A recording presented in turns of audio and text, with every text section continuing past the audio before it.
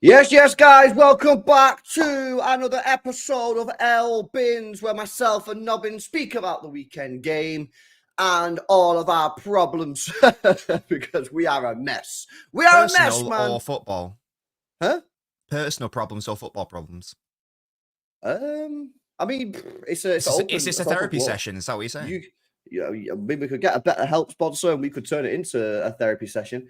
To be fair, we probably could.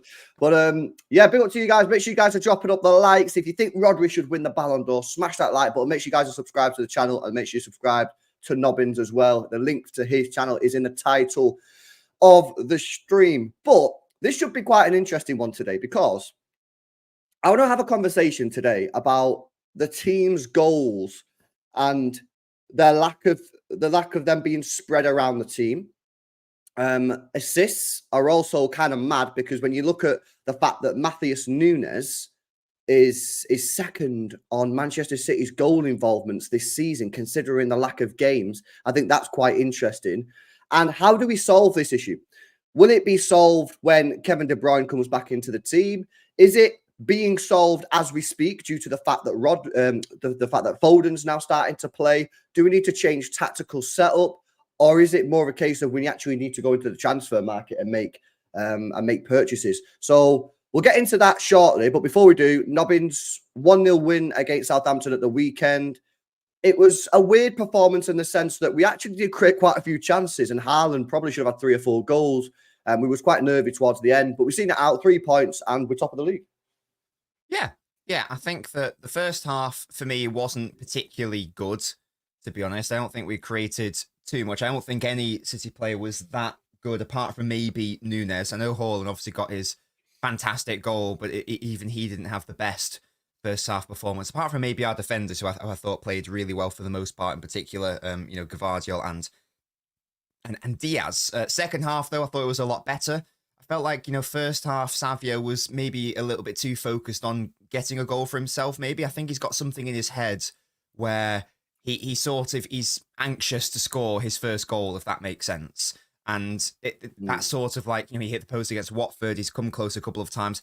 That's sort of like a monkey on his back that he's trying to get rid of and dispel. So maybe that was taking over his mind in the first half. But then the second half, he was fantastic. I thought he was really direct, and he was more than happy to whip in those weak foot crosses. And I thought that he could have had an assist or two, maybe in that second half alone. And just in general, the team in general performed better in that second half. I think, speaking of players who should have had assists, Foden should have had 3 realistically in that second half with the cross from the free kick, and then there was a corner, and then right at the end when he slipped in Haaland, and Haaland inexplicably doesn't convert it. Yep. So second half was a lot better. I didn't really have any concerns about that. And I guess what I would say about the entirety of the 90 minutes was, I know it's only Southampton, but we didn't concede too many big chances. They did hit the post at the end of the first half, granted, but that was from a very tight angle. And I think it was it Gvardiol who closed down the angle really, really well, or whoever it was. Maybe it was a Kanji. And then thereafter, can't really remember Southampton creating too much. And we've asked for defensive discipline. We've asked for clean sheets. We've asked for not conceding silly shots on target.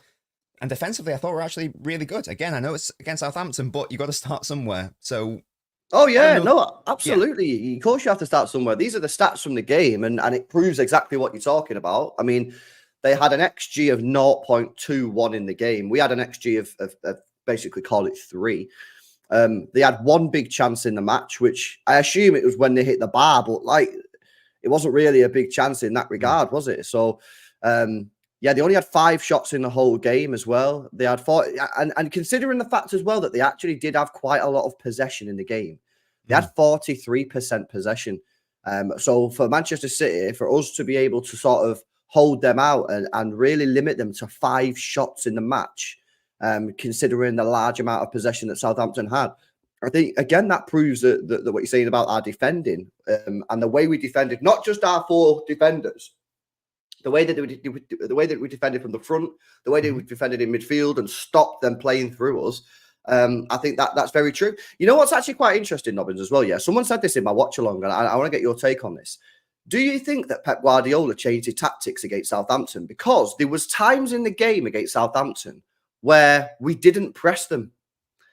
And we actually just let them have the ball. And someone said it in my chat and said the reason why he thinks that's happened is because if you look at the game against Fulham, if you look at the game against Wolves in particular, teams are cutting us apart in midfield.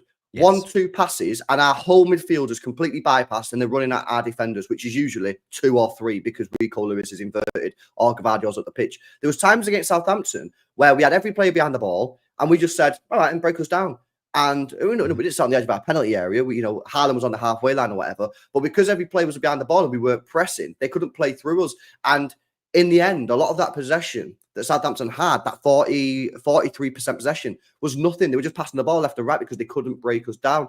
Do you think did you notice that first of all? And if you did, do you think this is something that Pep might deploy again because our midfield is just getting cut apart way too easy? So that was definitely a thing. I don't know, I don't have the exact data, but I would wager that, the passes per defensive action metric was a lot, it was a lot higher than usual. We allowed Southampton to have much more of the ball than usual. I think the only times when we did properly try to press was when they were building out, with their keeper in the first phase, and a couple of times we were able to win the ball back. But yeah, when it came to the second phase of play, we did absolutely drop a lot deeper. That's been, we've talked about it for death. The issue has been that we don't have any really good counter pressers in the midfield right now. So when we lose the ball, in that midfield area in particular, we go for it, but then we don't win the ball back, and then they cut through us far too easily because it's Kovacic, it's Gundogan, it's not Rodri, it's not Gundogan of a few years ago. Yeah. So it makes far more sense to if you aren't able to do that, it makes far more sense to retreat and to drop back and just allow the opposition to have rubbish possession where they can't really penetrate. And even if they are able to do that, by definition, we have bodies back, so we don't really have to worry about that. So that was definitely something that happened 100%. It was also really interesting to see how Kovacic and Foden were used in that midfield as well. It was more Kovacic who was being asked to do lots of the pressing, and Foden would stay behind. So yeah, we definitely changed it, and clearly in terms of Southampton not being able to create too much, it was to Southampton's detriment and to our positive. Would just be interesting to see, will we play like that against teams where Pep is more concerned about the opposition having possession? I think these stats kind of prove it as well, because if you look at our total passes, our total accurate passes for City was 571. Now, of those 571 passes, 360 were in the final third phase, which I guess that's what it means. If you look at Southampton, they had 434 successful passes, but only 54 of those were in the final phase for them. So it definitely proves the point. And I do think that, maybe Pep's looking at the way that we got cut apart again. The Wolves one was a madness because there was so many times where 2 passes and they were just completely away. And maybe Pep is looking at that and thinking, we have been getting away with it. Every City fan acknowledges that we've been getting away with it. We've been very lucky in some of these matches recently, and that we can't play like that. So maybe we won't be pressing as high up the pitch as we have done in the past. Maybe we'll just say, right, well, when they get the ball, I think there's a time and place for it. There was times that we did press them. I remember the goalkeeper having the ball for Southampton, and we were pressing them at times. But I think maybe in certain situations, maybe it's best for the team just to retreat, let them have the ball. They'll do a whole load of nothing. When we get the ball, we can do our thing. So yeah, no, it was interesting, and it is kind of crazy because on another day we probably should have won that game 3 or 4-0. And you're right, the chance creation is a madness. But I want to get onto the lack of G&A in this team in terms of it being spread around, because I do think it's a bit of a concern. The people in the chat, big up Kathy. Kathy was the first person that I seen put it in the chat, and other people have said it as well, that these goals are not being spread around. And if Haaland has an off day, who's scoring the goals? So we'll get into that in just a second. Let's move some of these super chats first of all. Bill Darcy says City's biggest problem is Gvardiol's lack of PR. Bro, Gvardiol is just a machine, man. He is a machine, and his lack of PR is crazy. But yeah, he is what a player. What a player. I have seen a couple of people on Twitter speaking about it, but now they're throwing out his price tag. Well, of course he's going to be mint when you pay 70 million. And you see what people do now as well? See what people do? People now report transfer fees in euros, on Twitter, because it looks worse. Because it's like a bigger number, isn't it? Like, we'll be fucking moving over to Turkish lira soon, man, the way that people... Oh, that's right down, man. This is what people do. People have agendas. People have narratives, yeah? I've seen some guys, 2 people I've seen report Gvardiol's transfer fee in euros, yeah, who are not even European, they're English, yeah, or from UK or whatever, yeah, and they're reporting it in euros just to make it look worse than it actually is. I'm gonna start when I start doing that for other teams. I'm gonna start using Turkish lira, man. Yeah, I'm being serious. No, it's just stupid. He's the best left back in the world, isn't he? Let's not. That's not even being reactive or being hyperbolic. He just is. I think he just is. Now, you could say that's just because the left back market right now isn't that good in relative terms, but I don't care. Gvardiol is that guy, and he's a centre back, so crazy. Yeah, no, that's facts. Big up Alan says no to Amarin. Not a fan, isn't it? He's just not a fan. We'll see, man. This is what we play in a couple of weeks, don't we? So, well, his username does have Mancini in it, and he is available. He is available. He is. So... He is available. Al, would you take Mancini back? I probably wouldn't. Pep did not want to risk more injuries, so less press. Yeah, maybe that. I think it's more of a tactical reason rather than injuries, but that might play a part for sure. It might play a part 100%. Right. Okay. Let's come on to this issue that we have at the moment, which is a very strange issue, but it's an issue nonetheless, and I do think it's worth talking about. Is Manchester City's lack of G&A, other than basically Haaland, right? So these are the top scorers. As you can clearly see here, if Haaland doesn't score, where are the goals coming from? You know what I mean? Top scorers. I mean, how many games have we played now? About 10, 11? Do you know what I mean? And we've only got 2 players on 3 goals. And by the way, this is a bit of an outlier as well, Mateo Kovacic, because you know, he's already broken his records for goals across like 10 seasons. So this is a bit of an anomaly. John Stones is probably not an anomaly. He does actually score goals. He's actually a threat in the penalty area. Phil Foden's not really started. Other than that, you know, I mean, where are the goals coming from, man? You know, I mean, no Rodri. Rodri usually gets goals. He's out for the season. KDB gets goals, but he's just injury prone.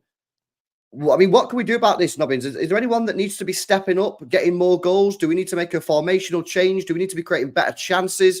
Do we need to go into the transfer market? Because for me, this is a little bit of a concern. I can't lie. I don't know. I'd be interested to know what the numbers were, you know, let's say in the treble winning year at this stage last season. I don't know if there's any way we can find that out, but that might be too difficult. What do you want me to find out? I would love it. I'd like this tweet, but from this time in the treble winning year, not last season because Holland was out of form, but the season before, just to see how poorly distributed it was relative to a couple of seasons ago, and if it is disastrous.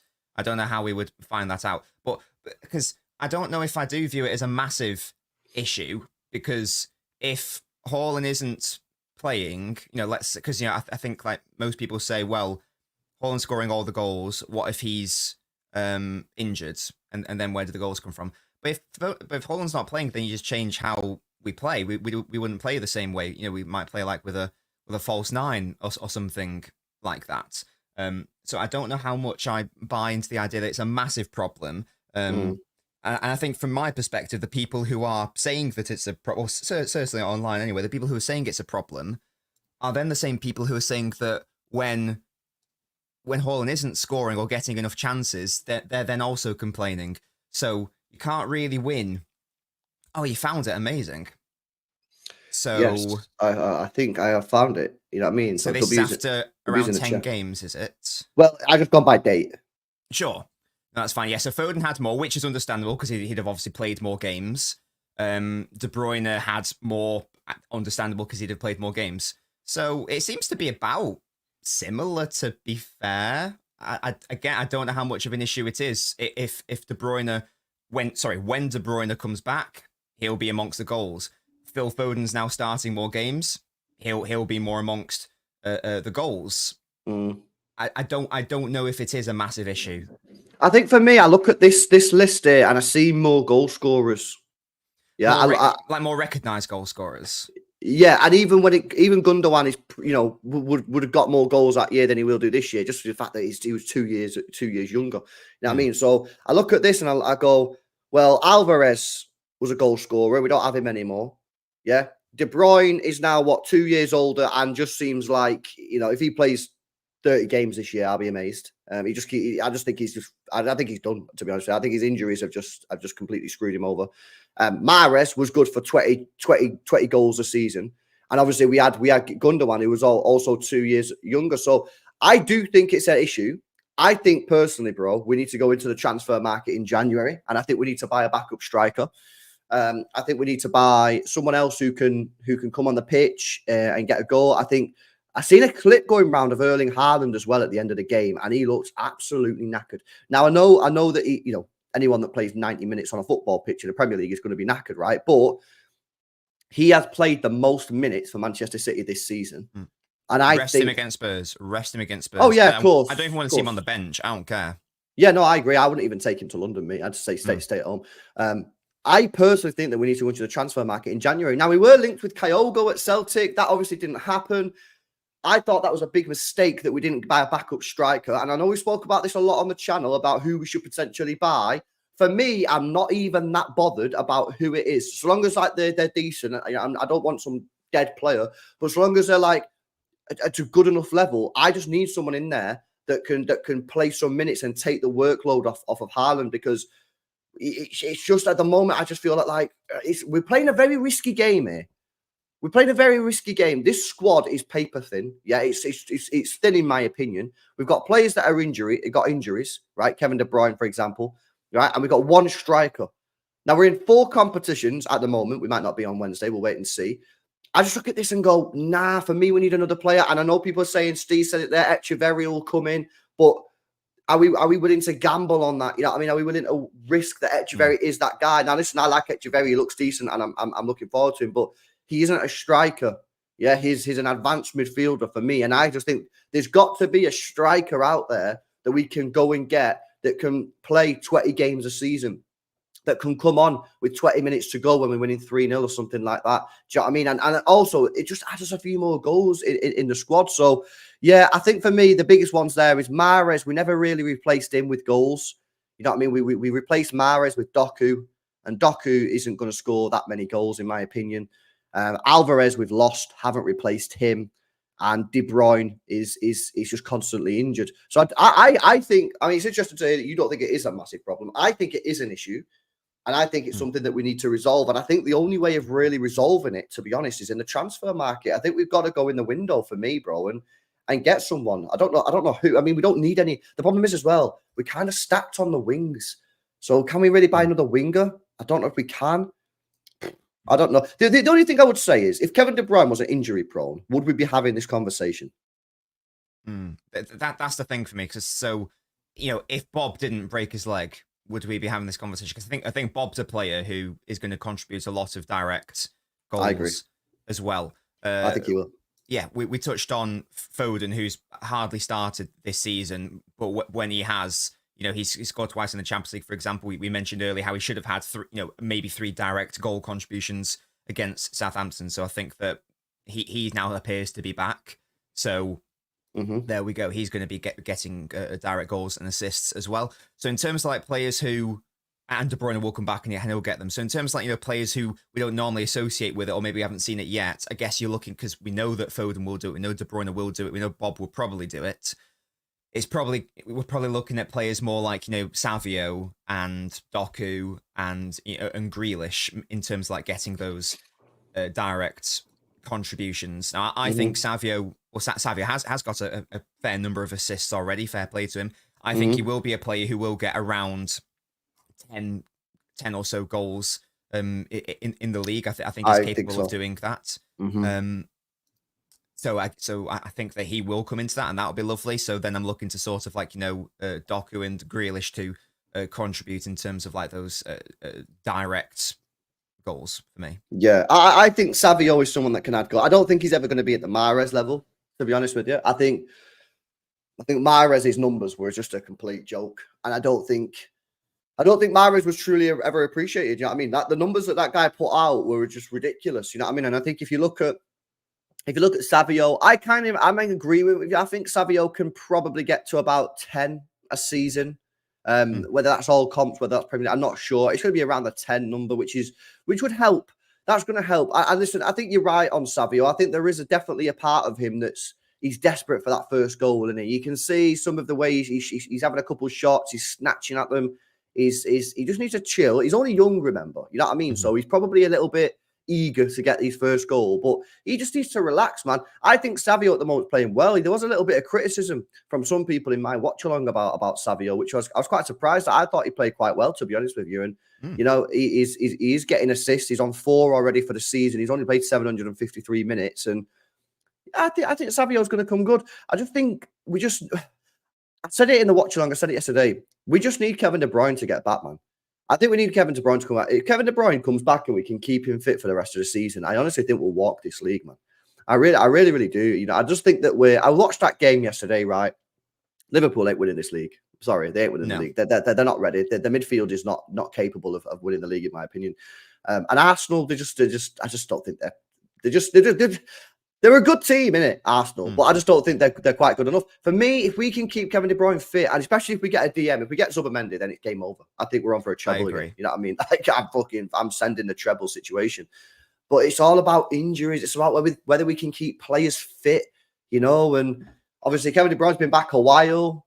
You know, we're getting told by different people. Craig saying he's fit, he's ready to play, he just don't want to play yet. We're getting told by the club that he's still got a knock or whatever. So I don't know what's going on here, man. But I don't know. I feel weird, bro. Like when I think about the season so far, I'm in a weird position because I don't think we played particularly well for the large majority of the season so far. But we are top of the league. We are unbeaten. We've scored the most goals in the Premier League. We've got the third best defense. We're sitting third in the UEFA Champions League table. Like things are going pretty well, but at the same time, they're not. It's a very weird position that we're in here. Yeah, I feel like it's where we've been, like, even like certainly last year, and even like the start of the treble winning year. City have not been sort of like the City that we think about in a fair few years, since sort of like 2022, maybe, you know, like the 21-22 season. Like we haven't been that sort of almost inevitable team for the entirety of a season. Like it does feel like once again you're just sort of like waiting for like Arsenal or Liverpool or whoever to try to take advantage of us being weak. But once again, they're not doing it. And it's really weird how they're not doing it, because it's, again, I just look at us and like, that can improve and that can improve and that can improve. And no doubt we will get better. I think you just brought up a comment there saying once it clicks, it'll be fine. As it always tends to happen with City, you know, whether it's whether it's results or not, the performances do tend to be slow. And then we get back into the swing of it. And then sort of like come February sort of time, we go in some sort of mad run and we've figured it all out. So it would be really, really hilarious if, you know, again, as City fans, we sit here going, this is a problem and that's a problem.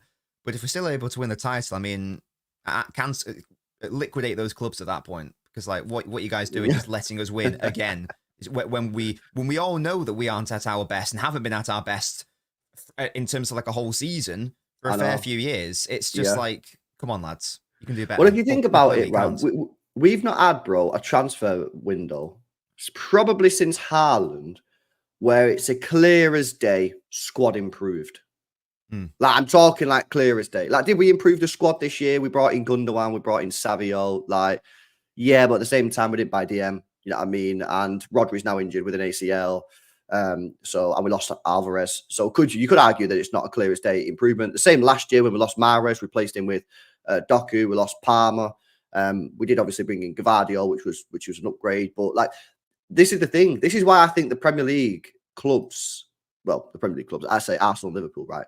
I think this is why they've got to be worried, because for me, there is no scenario in the world where Manchester City this summer don't do a madness in the window. I think we are doing a madness in the window. I think the club know that this window, we're going to go big. We're going to sign a backup striker. We're going to sign a DM. We got to.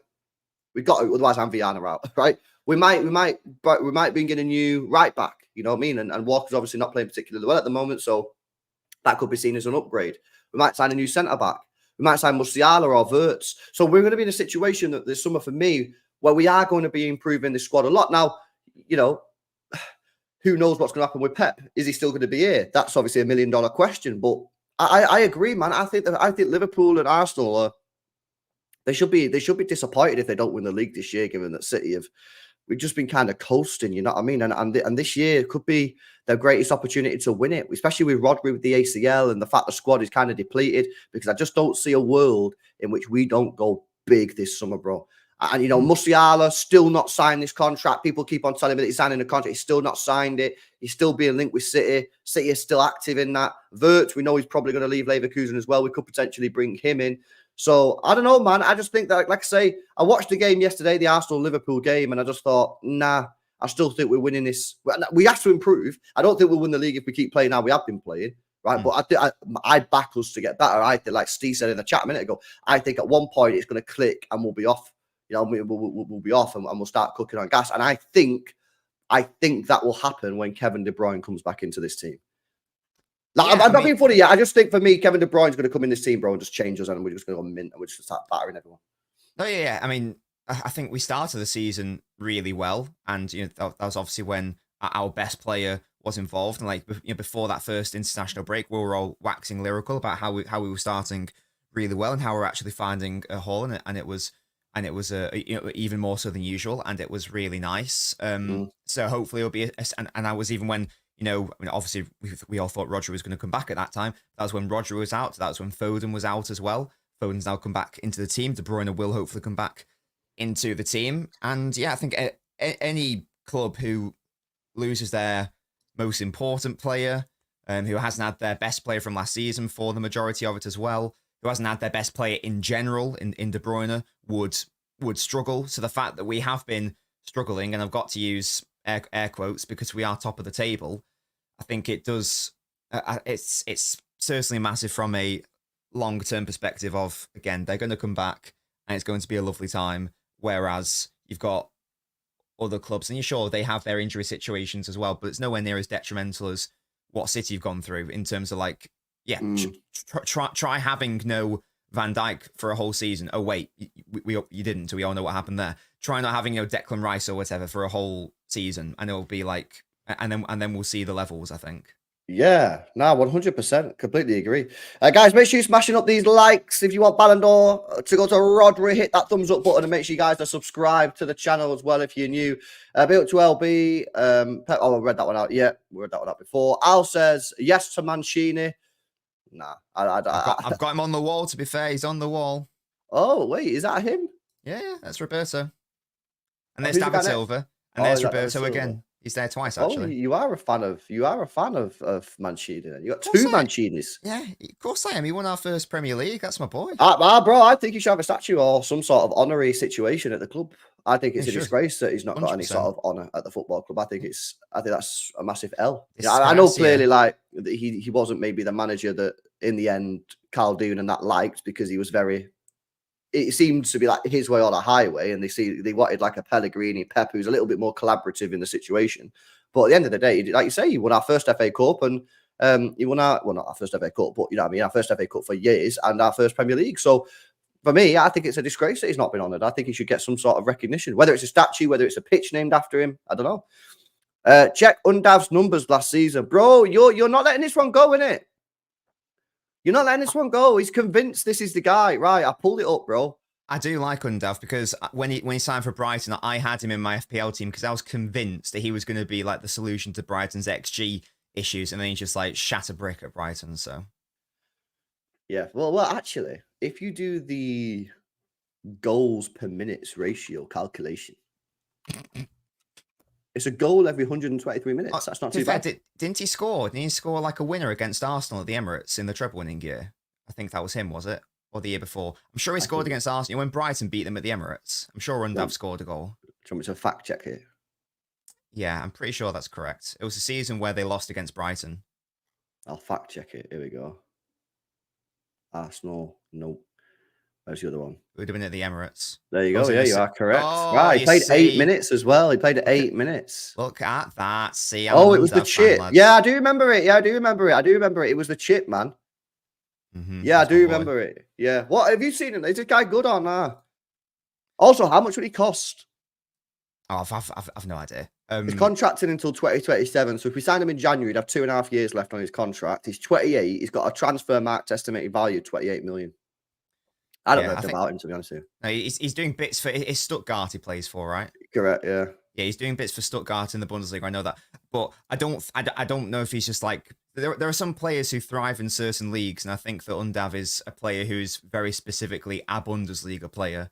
Whereas I don't know if he's going to have much joy in the Premier League, as evidenced by his time with Brighton. To be honest, so it's a nice idea. Edin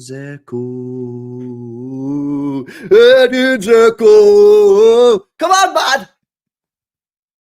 I'd be up for that, man. You know, Get it back in the Stadia Teatris! A veteran, yeah, who can just come on, super sub. I know he didn't want to be a super sub in like 2013 or whatever, but now he can be that guy. You get me? Him at the corners. Boom, yeah, run it back to 2012. Bro, this is music to my ears. Does Griezmann still play, like, start games for Atletico? I believe he does, yes. Yeah, he still starts, man. Apparently, he had a 13 million release clause in the summer. Mad. But you don't want to be paying massive wages for someone who's going to be playing like 5 Premier League games. That's the thing. Correct, but if you got someone like Griezmann, could you not argue that he could play in attacking mid, kind of like what Alvarez did when Kevin De Bruyne inevitably gets injured? Sure, you could indeed argue that. What a way of answering that question, man. That's funny. Everyone keeps on saying Chris Wood, man. Are you guys like joking, or are they actually being serious? We got to keep him at Forest so he misses sitters against us again. True, and scores against Arsenal. Exactly. Yeah, I don't know, man. I don't know who I'd go for. Genuinely, I don't know who I'd go for. You know who I might go for? I might try a risk. Would you consider a risk for Evan Ferguson? There was a lot of hype around him. He sort of died a little bit. He's going to cost a lot of money. I don't care if he's like struggling with injuries or whatever. Brighton will demand a massive fee for him. A massive fee. What's he contracted to? Yeah, he's contracted until 2029. Like 70, 80 million plus, I think, is what they'd want for him. Whether he's worth that much is irrelevant. That's how much Brighton would be asking for. Well, bro, he doesn't even start for them. He's been fit since the start of September. He started 1 game. Yeah, mad. So, like, maybe they just don't like him anymore. I'm not convinced. I think there's something else going on. Liam Delap, we've got a buyback clause. Do we? Yep. Ah. Fabrizio confirmed we've got a buyback clause. Probably around 35 to 40 million quid. Yeah. But if from a Delap perspective, he's obviously smashing it at Ipswich as a starting striker. Is he happy to come in and play second fiddle? Because that's what it would be. Again, you got if Haaland's fit, Haaland plays. So how many games would a second striker play? Especially if a striker who can't. It's not like he can play out wide. So how many Premier League games does Liam Delap start? 5, probably. 10. 10. Right. Is that enough for him? I don't think so. Probably not. This is why we needed to sign like the Frimpongs of this world, so we could go back to the days of playing 2 strikers. You know what I mean? Which we did with Gabriel Jesus and Aguero. Yeah, I don't know, man. I've said it all. I said it all the time. Yeah, buying a backup player is harder than buying a starter. I've said it for years. It's so true because you just don't know who to get because you run into so many questions. Are they going to be okay to be on the bench? Are they going to accept 10 games a season? Are they going to accept? Are they going to be good enough? You know what I mean? To be on the bench for 5 games and then be thrown in and they're going to have to perform. You know what I mean? It is a difficult situation. Like Calvin Phillips probably struggled with that situation because he probably is a player that needs to play week in, week out to get to a level. And that's never going to happen at City. So I do think it's a bit of an issue. I still think that going for an older player is the way to go. You know, if we could have got, I mean, Lewandowski, bro, like, obviously, you're not going to be able to get him now, but he's on fire this year. And I thought, could we try and get him out of Barca? You know what I mean? In the summer, we didn't try that. I don't know. It's difficult. There's not many players out there, especially like slightly older players. I mean, you could go for someone who had potential but hasn't really kicked on. So like, you could look at someone like a Jovic who slammed it for, I think it was Frankfurt, then got a big move to Real Madrid, didn't kick on. Now his career's kind of just going by. You could say, like, come to City, man. Come on, big club. You can be on the bench, whatever. I don't know. I think it's tough. And I think that's probably the reason why we didn't sign anyone in the summer. Because City probably didn't know who to sign. They probably don't know who to go and get for. I mean, they were linked with Kyogo, man.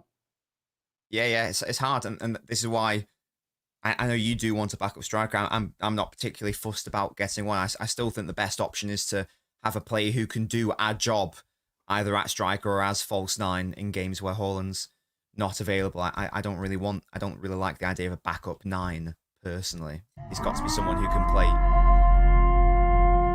Bro, there's breaking news.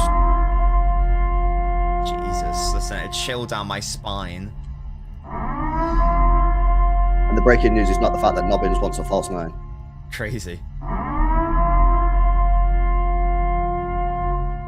Oh, it's over! No! No!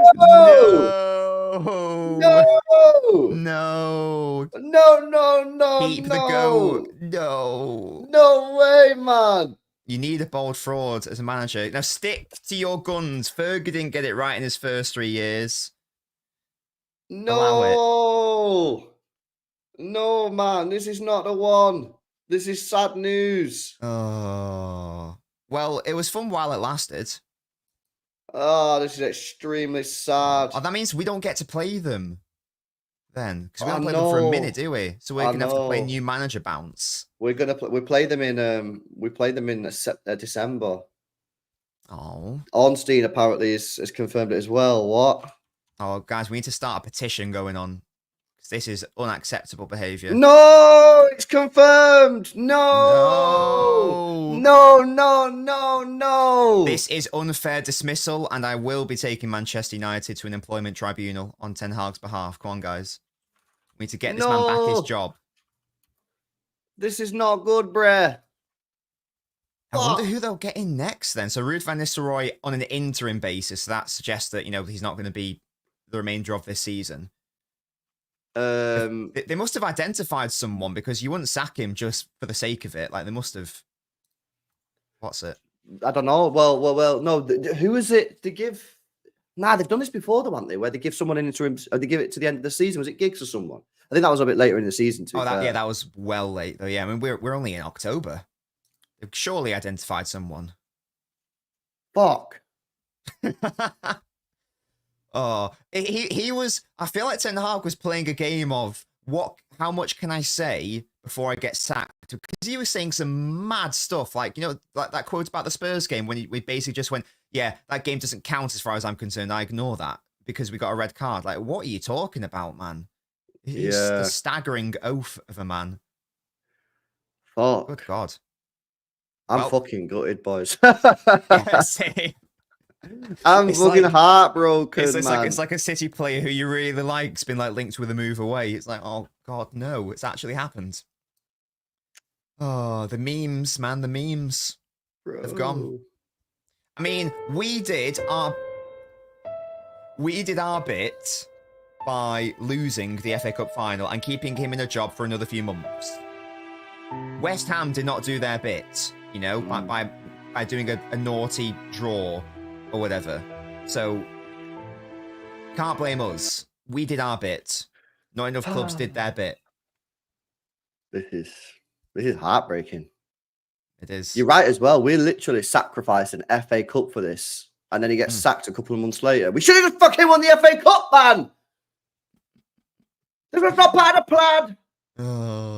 But we've set them back, hopefully, a little bit, because they had another transfer window under Ten Hag. So we've set them back another couple years. So that FA Cup defeat will pay dividends. Don't worry. Don't worry. It will pay dividends.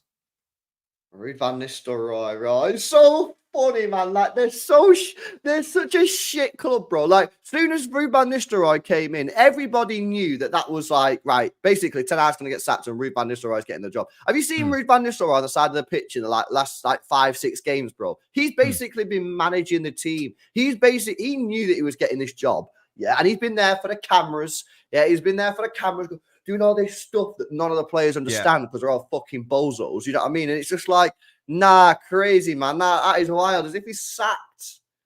That's insane. I know. Oh, all good things must come to an end. And this is just one of them. Hopefully, Ruud is equally as wank. I don't know enough of him as a manager. But yeah, it will be interesting to see who they get in long term, because I don't think the manager market's changed. I don't know who's available, who would do a very good job. Like they're going to probably Amarim. have to... Go and get Amarim, lads. You want United to get Amarim? I don't know. Oh. I don't really know. You know what's interesting about big up Winter Surfer as well, right? I thought they was going to sack him after the Chelsea game, right? Because after the Chelsea game, they've got quite easy fixtures. So yeah, I'm quite surprised they've sacked him now. I thought they was going to give him the next 2 games and sack him after Chelsea. I guess the thing is they didn't want him to potentially beat Chelsea and then sack him after beating Chelsea, because clearly these guys don't have a backbone, innit? These guys who run United, because they should have just sacked him after the FA Cup final. Yes, they bend to the whim of public opinion. Yeah, the facts and short-term results, right? That's the truth, yeah? So, like, they should have just sacked him after the FA Cup final. They've been waiting for a moment. They've obviously got rid of him now. I mean, to me, honestly, it's kind of wild. I find it insane how, to be honest with you, he's lasted this long, but it is what it is. Are people saying in the chat that apparently Xavi has asked Pep Guardiola about life in Manchester? He's going to be the next Man United manager, apparently, from Tommy. I reckon it could be Xavi. Yeah, I mean, I don't know how much I rate Xavi as a manager, in all honesty. I think that would go wrong, personally. Yeah. That would be quite funny. I'd like them to get Xavi, because I think he'd fail. Imagine fucking Southgate. Oh my God. No. Sure. Oh, club statement. Should we have a look at club statement? And then we'll have a look at the odds as well. We'll have a look at the odds. Man United website. We'd have to antivirus this shit after the stream. No, there isn't a statement. I'm on the website now. There's no statement. You've been lied to. You've been deceived. You've been hoodwinked. You've been bamboozled. Next Man United manager odds. Favorite is Ruben Amorim. Ruben Amorim is the favorite. Well, Ruud van Nistelrooy is the favorite, but that's sort of like on a technicality. Ruben Amorim is the favorite. Then it's Thomas Frank. Then Southgate. Imagine if they got Southgate. What the hell, bro? Oh, that would be iconic. There's no way they're that stupid. They won't do that. They surely want like this. Xavi probably is right, because in their brain, he probably is like the biggest, most romantic name for them to go for, isn't it? Because they'll associate him with playing good football as a player, but then they'll see how it probably won't go as they want it to go. Yeah, no, I agree. They'll probably go for a big name. Yeah, that is crazy. No way they get Amorim, says JFL. Please be fake. I mean, if you go to United right now as a manager, then you've only got yourself to blame, because it's not going to go well. It just isn't. Clearly, history tells us it's not going to go well. It's like players who go there and their career ends. It's like when Pogba went there, people go, "Oh, it's not Pogba's fault. He was playing for a rubbish team." Well, he chose to go play for them, so it is his fault. And it's the same thing with the managers as well. Yeah. No, I completely agree. Spot on. You guys, make sure you smash these likes up, by the way. If you've not done so already, get these likes up, innit? Make sure you guys are subscribed to the channel. Make sure you guys are subscribing to Nobbins as well. The link to his channel is in the top. Right, before we go, we obviously play Spurs on Wednesday, which should be quite an interesting game, given the fact that Pep Guardiola has basically said he's going to throw it. Are we getting cooked, or actually we're going to do a mad... But it doesn't matter. I think that's the point, isn't it? I think as City fans, we've got to look at as the chat have said, there is a statement out now, by the way. If you want to look at that, a United statement, there is one apparently. Oh, is that what? It's on the website. That's what the chat is saying. So just while you're looking at that, just on the Spurs game, as City fans, I think we've just got to sort of accept that we're not going to win. We're not going to win, and there's no problem with that. We're going to see. Here we go. Yeah, there you go. Erik Ten Hag has left his role at Man United. Erik was appointed in 2022, led the club to 2 domestic trophies, winning Carabao and the FA Cup. We're grateful to Erik for everything he's done during his time with us, wishing him well for the future. Ruud van Nistelrooy will take charge as a team as interim head coach, supported by the current coaching team, whilst a permanent head coach is recruited. There you go. Who's going to be the one? Who's going to be that permanent coach? That's the question. Do they already have someone, or are they like just sacking him and hoping that the right manager falls into their pocket? That'll be interesting. I guess if there's someone linked already or someone who they have already spoken with, those stories will surely come out very soon. One would expect. Yeah. Well, apparently people are saying Xavi Hernandez is Right. being. That's what people say. It's not He's just already talking locked now. in. That's what other people say. And obviously it's Barada, in it. Barada, Xavi. Like, do they have some sort of like connection there? I don't know. Probably. Man, it's crazy. I'm on with Saeed now as well. This is going to be hilarious. You got to cook. You got to cook. Yeah. Big up Lee says, as a Man United fan, this is the best news I've had for weeks. I've got to the point of not being interested in watching games. Pew, pew, pray. Nah, 100%, man. Listen, I can't believe it's took this long. I can't believe it's took this long, man. I would have sacked him after the FA Cup final, man. Like, what's the problem with sacking someone like just because they've won something? It was the same when you remember when Chelsea won the Champions League with Di Matteo. It was like, well, you think this guy's a good manager? He was gone. He's a shit manager that's just fluked his way to a Champions League final. Just like, you don't have to be like, oh, we've got to give him the job. It's like, no, he's a shit manager. So's Ten Hag. Just get rid of him, man. Half our team was fucking drunk on the pitch for that FA Cup final anyway. It was like Van Gaal. He won an FA Cup with United and then they sacked him. So it's like, if anything, it's probably better to do sacking them because then at least Ten Hag can, from his perspective, he can at least go out in some sort of blaze of glory of, at least I won a trophy in my last game. Yeah. Exactly, Pulpy, yeah. Selfish indeed. I think they've been a great source of entertainment and comedy for the rest of football, and I think it's a disgrace they've now denied us of that. Unless the next manager who comes in is equally as incompetent, but it's incredibly upsetting. And, it's a dark day, and football's, whatever, upsetting. Not going to get over this. Oh, man. Imagine if it was Southgate. Imagine to get Southgate, bro. That would be so funny, man. That would be so funny. That would be great, but surely not. They're not that stupid. I mean, speaking of a club who, bend to the whim of public opinion, if Southgate is properly linked, the fans are going to kick up a storm. There is no way that they would do that, surely. I'd love them to, obviously, but... By the way, is this a foul for you? Right, okay. A few issues here. So I think there are like 3 fouls in this. Go right. I've got a lot to say about this. Sorry. Yeah. So. What was I going to say then? I forgot what I was going to say. There are fouls, and the referee blows the whistle. Oh, that's the thing. People keep saying, our disallowed goal. Our goal got disallowed. No. There was no disallowed goal because the referee blew the whistle about 10 seconds before the ball went in. It's not a disallowed goal. So shut up. It's not a disallowed goal in the first instance. Second instance, there are a number of fouls. If you don't want to give that one, Trent gets clattered into, right? And in the third instance, go look at what Van Dijk and Konate are doing. They're not doing anything because the whistle's been blown. So they're not moving. If the whistle wasn't blown, do these people really think that Konate and Van Dijk are not going to go back and defend and clear the ball? It's ridiculous. And Y'all stop running. Liverpool's literally players stop running. Yeah, literally. I said on my watch along, the only reason, because there's no way the Arsenal players didn't realise the whistle was blown, the only reason the Arsenal players carried on playing like 10 seconds after the fact, desperate to get the ball in the back of the net, was so that they could have a complaint and a cry and some controversy. And look, lo and behold, that's exactly what's happened. That's the only reason why they were desperate to put the ball in the back of the net. Because they'll have known full well the whistle went years ago. And they know, and they got the reaction they wanted, because the entire fan base, as it turns out, is having a cry fest. Yeah.